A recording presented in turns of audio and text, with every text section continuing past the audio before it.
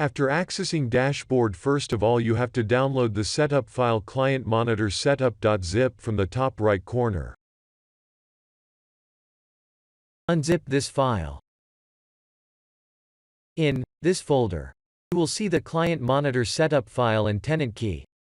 Install this setup on every employee system that you want to monitor. After installation, a form will appear asking for a tenant key, which is already provided in the tenant file. After verification, save the tenant key. First installation, an SSL certificate will pop up. Click on Yes to continue. Check Task Manager to confirm if the client monitor is working or not. Then go to Dashboard. First, you can live monitor the users.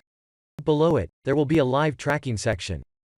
And after that, you will see the analytical reports of them.